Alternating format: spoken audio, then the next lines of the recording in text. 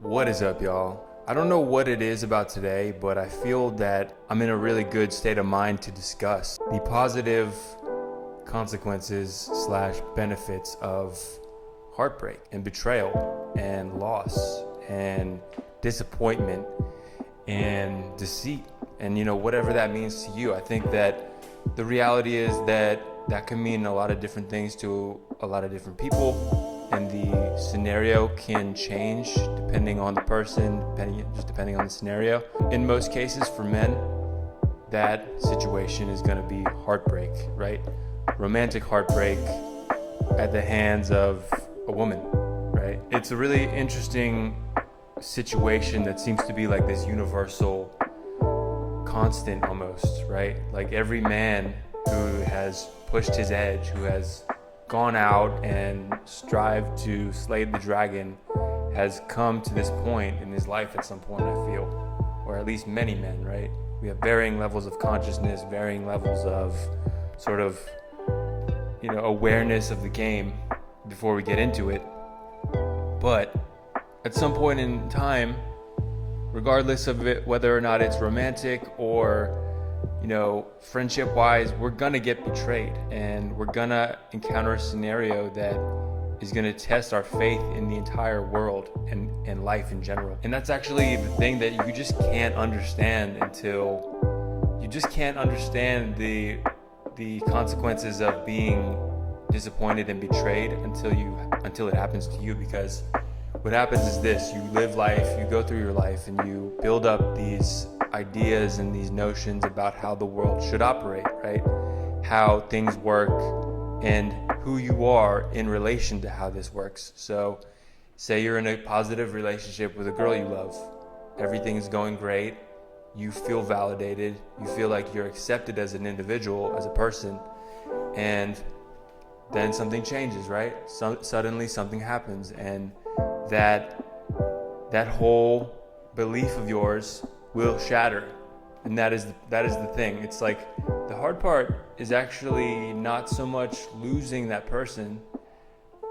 And again, this challenge will vary depending on everybody and where they are in life, what their situation is, how much community that they have like at their disposal, how much abundance of other females they might have. But this is the point. The really hard part is not necessarily losing that person, but realizing that you were not the person who you thought you were. The world is no longer what you thought it was after this scenario, because everything that you had, that you were using as a sort of thing that is rooting you to reality, has now dissipated, right? You're no longer rooted in the world that you once were rooted in. So it's like, for all intents and purposes, if you get betrayed in a scenario like this, and like you're betrayed and you're shocked, which a lot of people don't realize, that betrayal and disappointment like this and deceit, it results in a shock, which is an existential shock, because you're like, I can't believe that this is actually the reality, when I was purely thinking that I was in a different reality just a second ago, and now I'm not ready to leave this world, but it's gone, right? So this is the crazy thing that people don't really talk about as much as, okay, there's heartbreak, there is pain that you experience when someone leaves you, when somebody expresses different feelings than what you thought that they were previously holding. The real challenge is that your whole fucking world has changed. Your whole perception of the world has changed, right? And my argument is that there's really nothing more empowering than being able to accept that and get over that and become anti-fragile to that, and then grow, and then survive that, and then proceed to live a positive life, and then proceed to have faith in other people still. If you can recover from a situation like that, which in my opinion is probably one of the most painful scenarios you could ever imagine. It's like, yes, there's pain involved in a lot of things in life. There is physical pain, there is mental anguish, but the mental anguish that you experience when you don't even know who you are anymore, and you've just lost the person that you loved more than anything, and they're now kind of the antagonist in your life because they have essentially foisted upon you this new notion that you are not who you thought you were, and not only that, but it's your responsibility and it's your fault too. If you're a man who is actually accepting of your responsibility and you expect to make any positive changes in your life, the real solution to getting over heartbreak is taking all the responsibility upon yourself. It does not matter at all how crazy that girl was. It does not matter at all how wrong or irrational she was. It doesn't matter how complicated the situation was. It literally doesn't matter anything that you can blame the situation on, because none of that helps. None of that helps you to get over the trauma. None of that helps you to overcome your own pain. None of that helps you to actually survive and succeed in life. The only thing that would help you to do would be to sort of subsist and sort of like exist as this victim of circumstance, to sit around and be like, oh, woe is me, like this is unfair. And it's not only that it's bitch shit, it's that it's completely ineffective. So again, even if there's so much to blame on the other party, and to be fair, in every single scenario where there's like heartbreak or betrayal, whether it's a friend stabs you in the back, whether it's a woman who betrays you in whatever situation, scenario, it's still your fault. And the reason that it's your fault is because you probably did notice that there were warnings. There were warnings probably, but you and your like idealization, you and your probably codependence, you failed to see those, and you failed to act on those and take the necessary precautions that would have probably resulted in you ending that engagement anyway, that were necessary to survive that and like not get damaged by it. Secondly, I would say the problem is mainly how you react to that scenario. So a lot of people can get betrayed and they can just be like, whatever, they can shrug it off.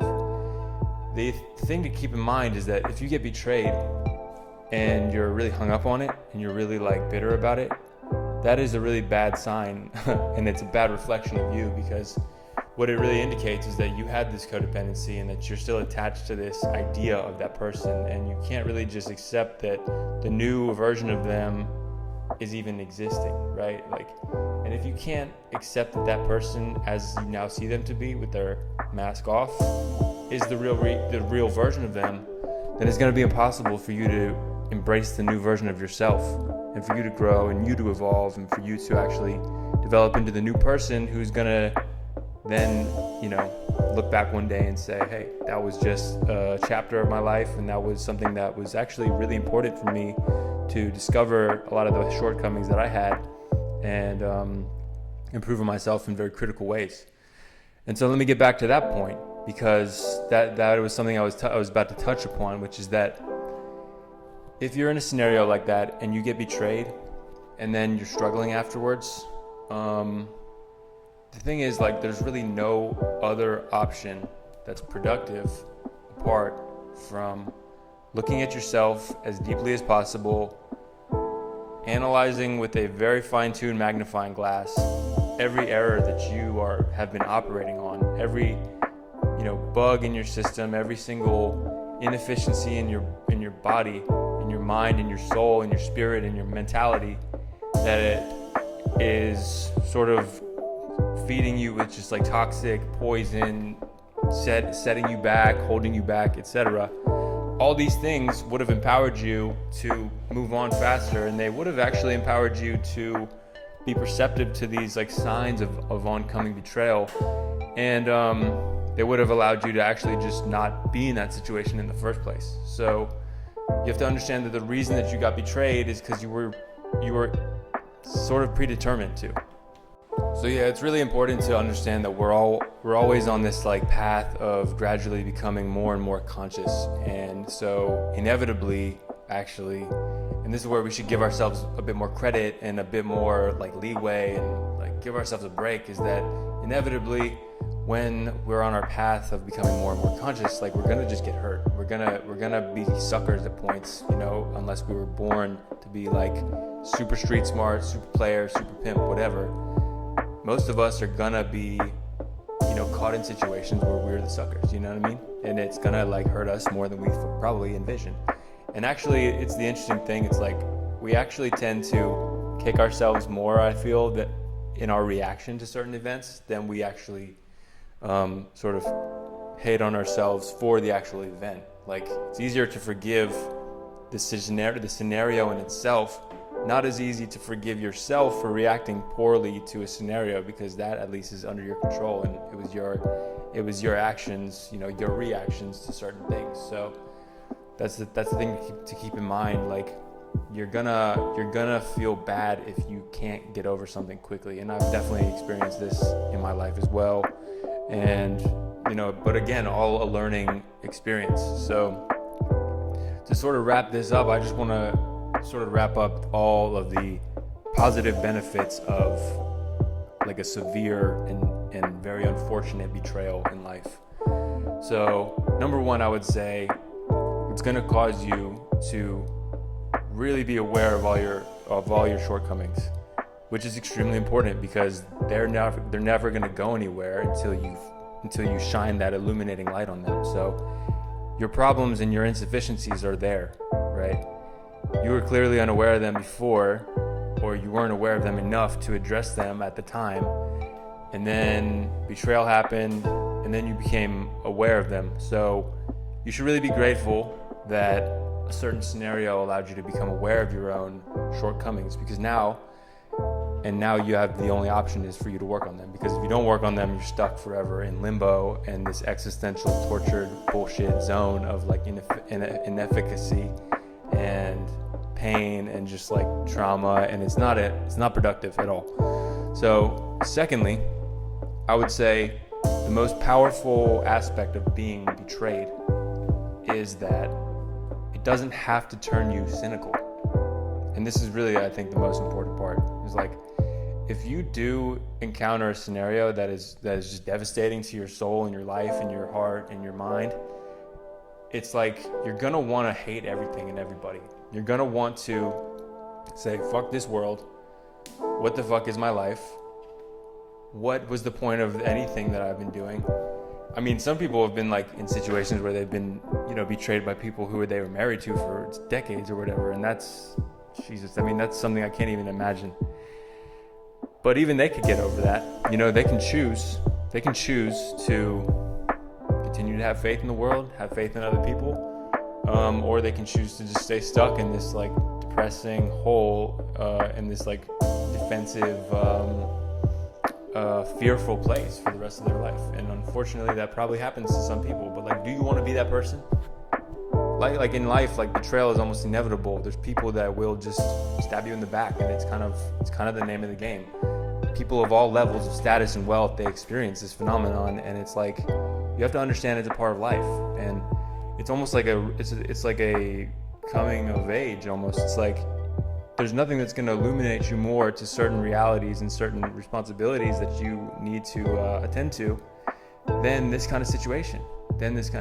So that's the thing. It's like you have a rare opportunity to say, I have all the reason in the world to want to say, fuck the world. I don't want anything to do with anything. I don't even want to be here. You have all the reason to feel this way, right? But how much stronger is it for you to say, but I'm still going to play this game. I'm still going to engage in this game. I'm still going to try to win. It's like take the blow, continue to try to win. I really feel like there's nothing more powerful than that, actually. Getting betrayed deeply and excruciatingly, and then getting to the other side of that and then saying, I refuse to let this hold me down, and I refuse to keep this rain cloud over my head, raining on me constantly. I refuse to be a victim of circumstance. I refuse to let this trauma warp me into becoming like a shell of a human being. That is the most absolutely life-affirming thing that you could ever do. To be able to endure trauma and then consider the pain that other people have been through in the world, people who have survived the Holocaust and things like this. What the fuck is your heartbreak compared to that, right? But actually, I don't even want to like belittle your heartbreak. I want to actually validate it and say, it's very painful. It's very, very scary to go through a scenario like that, and it's very hard. I know that it is a very, very insane and challenging existential crisis sometimes for a lot of people, and it's going to test your fucking faith to live. It's going to test your belief in yourself. It's going to test your belief in God, however you want to frame God, It's going to really test the fabric of your soul, essentially. And so to get over that and to come out and to become empowered into improving your inner life, your inner talk, and your skills, and your standing in the world, and the way that you continue to interface with the world, to me, like, that is absolutely the most crucial thing that a human can learn to do, and endure and to overcome as a specific trial in life. And the beauty is that everybody can actually go through this. It's almost a beautiful thing that we all will, to some degree or another, go through this experience. And it's a crazy thing, but that is the power of it. You can come out on the other side, and you can continue to have faith in the world. And if you do that, then what the fuck can never stop you again in the world, Sure, there's going to be pain, there's going to be shocks, there's going to be terrible, shocking things, but to me, if you're building on your own anti-fragility in this sense, when everything crumbles, when everything is shattered to pieces, your life, your world, your future, your communities, the way you interface with the world, your self-value, your self-worth, everything. And then you can build yourself up again after that. How can you possibly fail after that? I don't really see that as possible, because you're no longer fragile. You're anti-fragile now. You've become stronger as a result of the most painful thing possible. And humans are capable of this. This is one thing that I find extremely inspiring and extremely encouraging in life, is that any of our problems do not stack up against some of the problems that a lot of people have faced in this world. And the one thing that you have to keep in mind is that again, this is cliche, but people have had it worse and done it better. I heard that recently. A lot of people have had it worse than you and then done it better. So they've recovered from harder scenarios than you've experienced, but in a better way than you have. So it's really all up to you. And so that's it. If you're going through any situation right now, this is honestly just want to encourage you and say, use this as a metric. Use this as fucking inspiration, because you're in the middle of something. You're in the middle of an experience that can really define the rest of your life for the better if you let it. And you don't have to let one or two or three or whatever, you should learn after 2 or 3 or whatever you should learn. But you don't have to let those scenarios dictate and define how you view the entire world. And you don't have to let those experiences that are disappointing change how you look at yourself, because you're now in a new horizon and you have all the potential to grow. You have all the potential to become a new person and become a sort of a stronger version of you. So that's all for now. Peace.